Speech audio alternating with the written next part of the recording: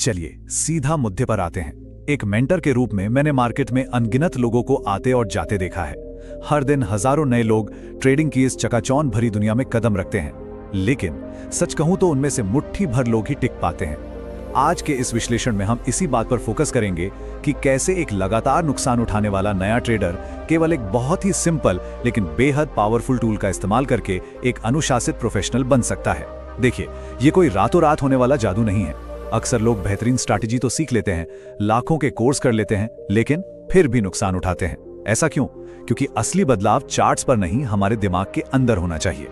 तो सबसे पहला और सबसे अहम सवाल जो अक्सर सामने आता है, आखिर नए ट्रेडर्स अपना सारा कैपिटल क्यों खो देते हैं? मतलब ऐसा क्या होता है कि अच्छा खासा अकाउंट जीरो हो जाता है? इसका जवाब ना मार्केट के मनोविज्ञान में छुपा है। सोशल मीडिया पर आसानी से पैसा कमाने की वो चमक, वो महंगी गाड़ियां और लाखों के प्रॉफिट वाले स्क्रीनशॉट्स, कोई भी अट्रैक्ट हो सकता है। इससे एक बहुत बड़ा भ्रम पैदा होता है कि ट्रेडिंग से बिना किसी मेहनत के बस कुछ बटन दबाकर अमीर बना जा सकता है। लेकिन जब एक ट्रेडर असली मार्केट में उतरता है ना, तो उसे एक भयंकर मानसिक भटकाव या कहें कॉग्निटिव डिसोनेंस का सामना करना पड़ता है। उम्मीदों और असलियत के बीच का ये जो भारी अंतर है, बस यही वो क्लासिक जाल है जिसमें फंसकर बड़े से बड़ा अकाउंट कुछ ही दिनों में साफ हो जाता है। इसे अच्छे से समझने के लिए राहुल नाम के एक नए ट्रेडर की कहानी पर गौर करते हैं। ये हम में से किसी की भी कहानी हो सकती है। राहुल ने भी ऑनलाइन बड़े बड़े ट्रेडर्स को देखा और जल्दी पैसा बनाने की उम्मीद में ट्रेडिंग शुरू कर दी। शुरुआत में कुछ छोटे प्रॉफिट्स भी हुए। अब इंसानी दिमाग के लिए ना, ये शुरुआती प्रॉफिट्स एक खतरनाक डोपामाइन हिट की तरह काम करते हैं। इससे पैदा होता है ओवर कॉन्फिडेंस, और इसी झूठे कॉन्फिडेंस में आकर बिना किसी रिस्क मैनेजमेंट के राहुल ने एक बहुत बड़ा और इंपल्सिव ट्रेड ले लिया। जैसे ही मार्केट जरा सी खिलाफ गई, डर हावी हो गया। नुकसान काटने के बजाय वो बस भावनाओं में बहता चला गया, और नतीजा, अकाउंट का एक बड़ा हिस्सा पूरी तरह साफ। ये सिर्फ राहुल की कहानी नहीं है, ये उस टिपिकल ट्रैप को दिखाता है जहां लॉजिक एकदम पीछे छूट जाता है और हमारे इमोशंस ड्राइविंग सीट पर बैठ जाते हैं। अब जब सब कुछ खत्म हो जाता है, अकाउंट बैलेंस लगभग जीरो हो जाता है, तब एक बहुत ही गहरा सवाल उठता है। जरा सोचिए, क्या मार्केट ही गलत है या फिर गलती खुद ट्रेडर की है? ये एक ऐसा टर्निंग पॉइंट है जिसका सामना हर एक ट्रेडर को कभी ना कभी करना ही पड़ता है।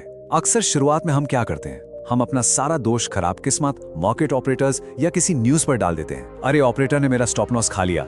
लेकिन ये वो सटीक पल है जब एक ट्रेडर पहली बार मार्केट को दोष देना बंद करता है और अपने अंदर झांकना शुरू करता है। ये मानना कि मार्केट हमेशा सुप्रीम है और गलतियां मेरे अपने फैसलों में हैं, यही असली सुधार की पहली सीढ़ी है। खुद की कमियों को एक्सेप्ट करना ही इस दलदल से बाहर निकलने का इकलौता रास्ता है। और बिल्कुल यहीं से एंट्री होती है ट्रेडिंग की दुनिया के हमारे सबसे बड़े हथियार की, जो इन सारे इंपल्सिव और गलत एक्शंस का सबसे अचूक इलाज है। इसे हम ट्रेडिंग जर्नल कहते हैं। लेकिन रुकिए, इसे केवल प्रॉफिट और लॉस लिखने वाली कोई बोरिंग सी एक्सेल शीट या रिकॉर्ड बुक समझने की भूल बिल्कुल मत कीजिएगा।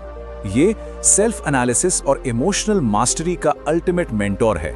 सोचिए, जहां टेक्निकल इंडिकेटर्स आपको चार्ट पर प्राइस की दिशा बताते हैं, वहीं ट्रेडिंग जर्नल आपको आपके अपने दिमाग की दिशा बताता है। जो कोई भी इस मार्केट में लंबे समय तक टिकना चाहता है, उसके लिए ये जर्नल एक मजबूत नींव है। ये वही चीज है जो भावनाओं के बड़े बड़े तूफान आने पर भी आपको जमीन से जोड़े रखती है। तो इसे बनाना कैसे? एक परफेक्ट ट्रेडिंग जर्नल बनाने के लिए हमें 4 बेहद जरूरी कदम उठाने होते हैं, जो हर सिंगल ट्रेड के लिए दर्ज करना मैंडेटरी है। स्टेप 1, आपकी एंट्री का लॉजिक या कारण क्या था। स्टेप 2, स्टॉप लॉस कहां रखा गया था। स्टेप 3, उस समय आपका इमोशन या आपकी भावना क्या थी। और स्टेप 4, रिजल्ट क्या आया। अब एक मेंटर के तौर पर मेरा सबसे ज्यादा जोर इस तीसरे स्टेप पर होता है, अपने इमोशंस को गहराई से पहचानना। इसे कैसे करें?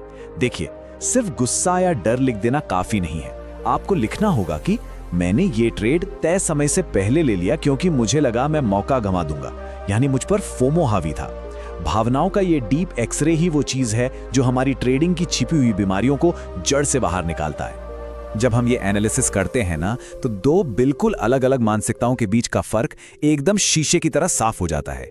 एक तरफ वो विनाशकारी आदतें हैं, जैसे मौका छूट जाने के डर से जल्दबाजी करना या किसी बड़े लॉस के तुरंत बाद गुस्से में आकर रिवेंज ट्रेडिंग करना, और दूसरी तरफ होता है हमारे सख्त नियमों और जर्नलिंग का एकदम शांत, अनुशासित तरीका। जब राहुल ने अपनी भावनाओं का रिकॉर्ड रखना शुरू किया, तो उसे एक बहुत चौंकाने वाली बात पता चली। उसके सबसे बड़े नुकसान किसी खराब स्ट्रैटेजी की वजह से नहीं हुए थे, बल्कि एक लॉस के तुरंत बाद लिए गए गुस्से भरे ट्रेड्स की वजह से हुए थे। अफरा तफरी और सिस्टमैटिक एनालिसिस के बीच का बस यही वो अंतर है जो एक जुआरी और एक प्रोफेशनल ट्रेडर को अलग करता है। अब जब हमें अपनी गलतियों और उनके पीछे छुपे इमोशंस की पहचान हो जाती है, तो हमें एक बहुत ही सख्त नियम लागू करना पड़ता है। रूल एकदम सिंपल है, बिना जर्नल लिखे कोई ट्रेड नहीं। सुनने में बहुत आसान लगता है ना, लेकिन इसके लिए पत्थर जैसा अनुशासन चाहिए। जब मार्केट तेजी से ऊपर नीचे भाग रही होती है, तो हमारा दिमाग बिना सोचे समझे बस बाय या सेल का बटन दबाने का दबाव बनाता है। ऐसे समय में आपका जर्नल एक स्पीड ब्रेकर का काम करता है। यह आपको रुकने पर मजबूर करता है। आपको सोचना पड़ता है कि भाई, क्या ये ट्रेड वाकई मेरे सेटअप पर है या मैं बस इमोशंस में बह रहा हूं। सच्चे प्रोफेशनल्स तभी ट्रेड लेते हैं जो वो उनके जर्नल के सख्त क्राइटेरिया में फिट बैठता है, वरना वो बस शांति से स्क्रीन बंद करके उठ जाना बेहतर समझते हैं। अब ध्यान देने वाली बात यह है कि इस अनुशासन का असर कोई रातों रात नहीं दिखता। ये एक बहुत ही प्रैक्टिकल और यथार्थवादी प्रोग्रेस है। चलिए इस रिकवरी टाइमलाइन को समझते हैं। पहले 1 महीने तक सख्ती से जर्नलिंग करने का मेन गोल प्रॉफिट कमाना बिल्कुल नहीं होता, बल्कि बेमतलब के नुकसान और अकाउंट की ब्लीडिंग को रोकना होता है। इससे आपका अकाउंट स्टेबल हो जाता है। फिर आता है दूसरा महीना। जब आपकी इमोशनल गलतियां कम हो जाती हैं, तो आप अपनी स्ट्रैटेजी को बिना किसी डर के फॉलो करने लगते हैं, जिससे छोटे छोटे कंसिस्टेंट प्रॉफिट्स आने शुरू होते हैं। और तीसरे महीने तक आते आते इस पूरी प्रोसेस से आपके अंदर एक गजब की शांति और अपने सिस्टम पर अटूट कॉन्फिडेंस आ जाता है। यह साबित करता है कि सिर्फ अपने इमोशंस को ट्रैक करके आप कितनी सॉलिड रिकवरी कर सकते हैं। ये जो पूरी जर्नलिंग की प्रोसेस है, ये आपके अंदर एक बहुत बड़ा साइकोलॉजिकल शिफ्ट लेकर आती है।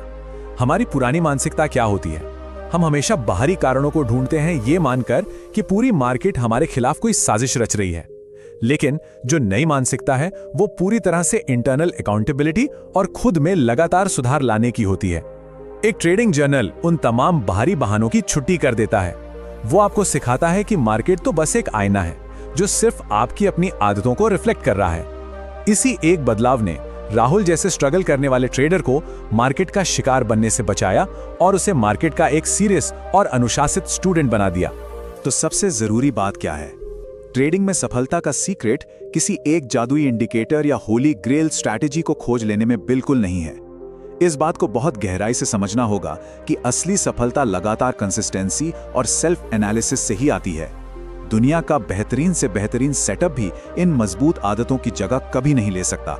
मार्केट हर दिन हमें नए सबक सिखाती है, लेकिन अगर हम उन लेसन्स को रोजाना लिखते और समझते नहीं हैं, तो हम वही पुरानी गलतियां बार बार दोहराते रहेंगे।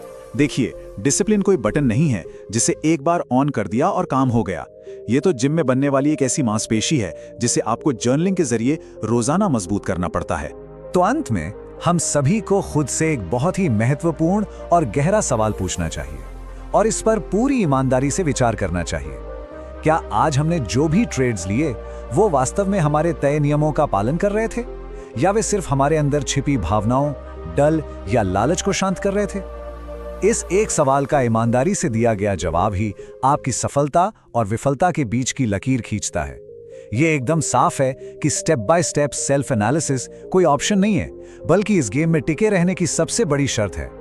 ट्रेडिंग जर्नल सिर्फ एक अच्छी आदत नहीं है, बल्कि ट्रेडिंग की इस निर्दयी दुनिया में सरवाइव करने और लगातार आगे बढ़ने की सबसे असरदार चाबी है।